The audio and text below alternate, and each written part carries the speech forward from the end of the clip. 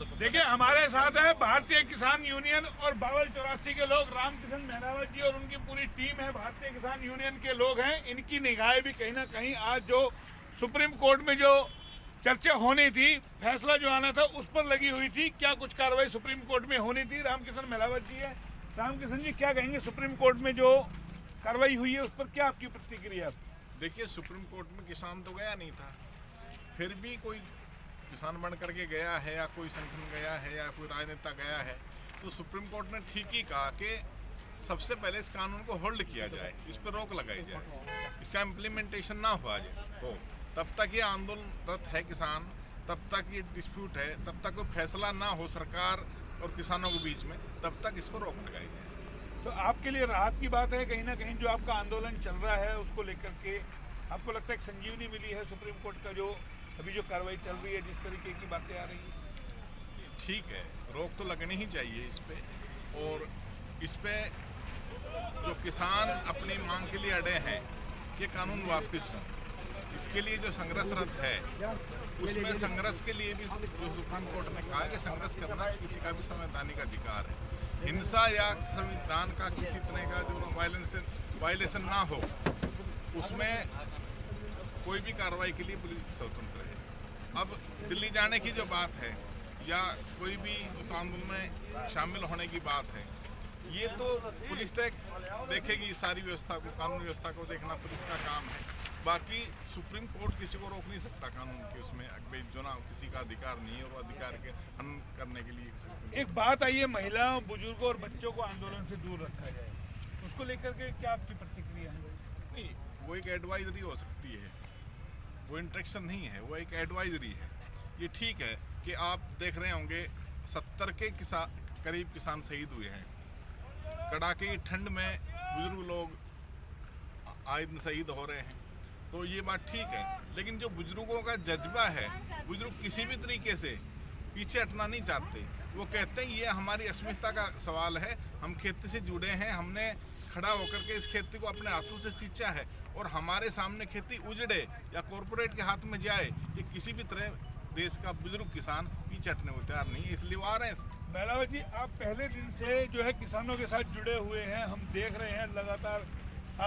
Masani barrage पे भी आप हैं, इससे पहले जयसिंहपुर खेड़ा पर भी थे, राजस्थान बॉर्डर पर भी थे, संगवाड़ी में भी थे, लगातार हम आपको देख रहे हैं। इस आंदोलन की रूपरेखा क्या है? थोड़ा सा कहीं हमको इसका हल होता हुआ नजर आ रहा है, क्योंकि ये आंदोलन कहीं ना कहीं अब परेशानी भी लोगों को आंदोलन से कहीं ना कहीं होने लगी है। देखा होगा आपने, खेड़ा बॉर्डर पर कई सारे दुकानदार हैं, पेट्रोल पंप डीलर एसोसिएशन है, कल भी काफ़ी वहाँ हंगामा हुआ है, और वो कहते हैं कि रास्ता खुलवाया जाए। किस रूप में आप उसको देखते हैं? देखिए, हल करना ये तो 2 मिनट का काम है सरकार का। सरकार का जो अड़ियल रुख है, बेवजह का अड़ियल रुख है। सरकार ने जो किसान से 2014 में वायदे किए, उन पे तो सरकार आगे नहीं बढ़ी। लाभकारी मूल्य देना, स्वामीनाथन की रिपोर्ट को लागू करना, या किसान को एक जो राहत देनी थी, उसकी आमदनी बढ़ानी थी, उस पर तो काम हुआ नहीं। उल्टा किसान को दबोचने के लिए साजिशान तरीके से लॉकडाउन का लाभ उठा करके, और 3 ऑर्डिनेंस, आपत्ति ऑर्डिनेंस कब लागू होते हैं? बहुत अर्जेंसी हो, आपात स्थिति हो, तब ऑर्डिनेंस जो ना लागू होते हैं। तो उसका लाभ उठा करके किसान को दबोचने का जो कुटिलता सरकार ने की है, ये सारा सरकार के कारण से। और सरकार चाहे अपनी हठधर्मिता से पीछे हटे तो निश्चित वो 2 मिनट में इस मामले को सुलझा सकती है, इन कानून को वापस ले सकती है, ले लेना चाहिए। तो आपके जो भारतीय किसान यूनियन के या जो 40 ट्रेड यूनियनें हैं, तमाम जो आपकी किसानों की यूनियनें हैं, वो जो लगी हुई है, वहाँ से कोई आपके पास संदेश कोई आया हो किसी तरीके का, जैसे आज सुप्रीम कोर्ट में जो कार्रवाई हुई है उसको लेकर के? देखिए, राष्ट्रीय किसान मोर्चा का जो भी संदेश है वो अपडेट रहता है हमारे साथ। हमारे जो 40 के करीब किसान नेता हैं, जो राष्ट्रीय किसान मोर्चा के घटक हैं, तमाम नेताओं से हमारा संपर्क है, तमाम धरनों से हमारा कोऑर्डिनेशन है, और हम भी उसी आंदोलन का हिस्सा हैं। इसलिए हम पूर्णतः अनुशासन ढंग से, पूर्णतः एक राष्ट्रीय योजना के हिसाब से जो भी एक्शन लेंगे उनके हिसाब से लेंगे, और उनके हिसाब से हम तत्पर रहते हैं। चलिए, आप मसानी बैरेज के पास है, मसानी बैरेज पे आप देख रहे होंगे होटल भी है और स्कूल भी है, तो इनको भी कहीं ना कहीं थोड़ा सा मांग कर रहे हैं कि थोड़ा सा पेंट को सरकार करके सर्विस लाइन को खोले, थोड़ी सी उनका भी कारोबार यानी कि पूरी तरीके से ठप पड़ा है। तो क्या उसको लेकर के थोड़ा बहुत आप चेंज करवाएंगे यहाँ पर? देखिए, हम इस देश के अनुशासित सिपाही हैं, हम किसी के नुकसान में नहीं हैं। हम ये चाहते हैं कि सब की इनको आमदनी सुरक्षित रहे और किसी को किसी तरह का कोई नुकसान ना हो। लेकिन ये सारा पुलिस की और प्रशासन की हठधर्मिता के कारण से हमारा रास्ता खोला जाए तो हमें रुकने के लिए थोड़ी आए हैं। हम यहाँ जो ना रुकने के लिए आए नहीं, हम तो दिल्ली जाने के लिए आए हैं। अब हमें कहीं रोका गया है तो वहाँ जो न्याय व्यवस्था फैलना स्वाभाविक है। आगे भी कहीं रोकेंगे तो वहाँ भी ये परेशानी होनी है। इसलिए ये सरकार पे दबाव बनाया जाए, मेरे व्यापारी भाइयों की तरफ से, स्कूल संचालन की तरफ से, तमाम लोगों की तरफ से सरकार के ऊपर ये दबाव बनाना चाहिए कि किसान को दिल्ली जाने देना चाहिए।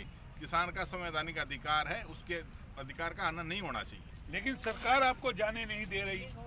26 तारीख का आपने अल्टीमेटम दे रखा है कि आप परेड वहाँ करेंगे, तो किस तरीके से आप जा पाएंगे? जिस तरीके से बैरिकेड वगैरह लगे हुए हैं, कोई विकल्प है कोई आप जाने का, कोई रास्ता कोई आप लोगों को पास? देखिए, आखिर देश की जनता को, देश के किसान को कब तक रोकेंगे? एक समय था जब पंजाब के किसानों को हरियाणा आने से रोका गया था। हाईवेज खोदना कितना बड़ा अपराध है।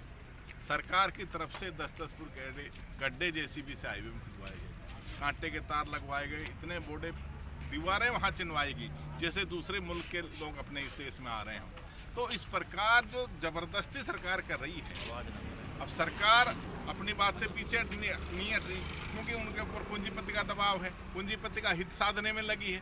और उसके वजह में जो किसान के ऊपर बर्बरता, किसान के ऊपर जबरदस्ती, वो एक जो किसी तरह की जो ना एक जबरदस्ती जो वो तानाशाही रूप अपनाए फिर रही है, इसमें किसी तरह भी देश का, किसान का भला नहीं होना। चलिए, एक और सवाल उठ रहा है, इन दिनों लगातार चर्चा करना आपसे बेहद जरूरी है कि जो ये आप लोगों के आंदोलन चल रहे हैं, या जो अन्य राज्यों से जो लोग आए हैं, राजस्थान से, कि आखिर इनका खर्चा पानी कहाँ से चल रहा है? बोला ये बादाम खा रहे हैं, काजू खा रहे हैं, उसको आप किस रूप में देखते हैं? जो अपना खान-पान को लेकर के लोग जो आवाज़ उठाने लगे हैं।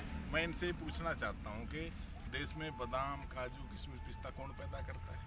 देश का पेट कौन, देश को कौन खिलाता है? खिलाने वाला खाए तो इनको दिक्कत, इसका मतलब खिलाने वाला इस देश में भूखा रहे। खिलाने वाला है देश में। देश में किसान अन्नदाता है। देश में तमाम तरह के फल, तमाम तरह की सब्जियां, तमाम तरह के ड्राई फ्रूट एक किसान के घर से आते, किसान की ज़मीन से आते, किसान पैदा करता है इनको, और उसमें किसान भी खाए, क्या दिक्कत है? तो ये अपराध नहीं है, ये इनको खुश होना चाहिए। आज हमारी कोडियों के दाम फसल नहीं पूछी जाती और उसको हम अपने लिए इस्तेमाल करें तो इनको क्या दिक्कत है? क्या दिक्कत है? एक बार कैमरा पर्सन से कहेंगे ऊपर का वो शॉट दिखाए, जो फ्लाई ओवर पे पुलिस ने नाका लगाया हुआ है और नीचे डंपर लगा करके पूरे जो NH8 है उसको रोका हुआ है, और बावल 84 के लोग हैं, खाप पंचायत के भी लोग। लेकिन जो कोर्ट की कार्रवाई चल रही है उसको लेकर के रामकिशन महिलावत जी से हमने पूरी चर्चा आपको दिखाई है। और कहीं ना कहीं जिस तरीके से कोर्ट ने भी कहा है कि क्यों ना इसको होल्ड पर रख दिया जाए, उसको लेकर के चेहरे पर खुशी भी आप देख सकते हैं। कहीं ना कहीं किसानों के हित में जो चीज़ें होती हुई दिख रही है। और जो आंदोलन को लेकर के बात कही गई है कि आंदोलन से बच्चे, महिलाएं और बुजुर्ग, यानी कि जो छोटे छोटे बच्चे हैं, बुजुर्ग हैं, महिलाएं हैं, उनको दूर रखा जाए, उसको लेकर के भी सीधी रामकिशन महिलावत जी ने अपनी प्रतिक्रिया दे दी है। कैमरा पर्सन पंकज के साथ मोहन लाल, HR न्यूज़ रेवाड़ी।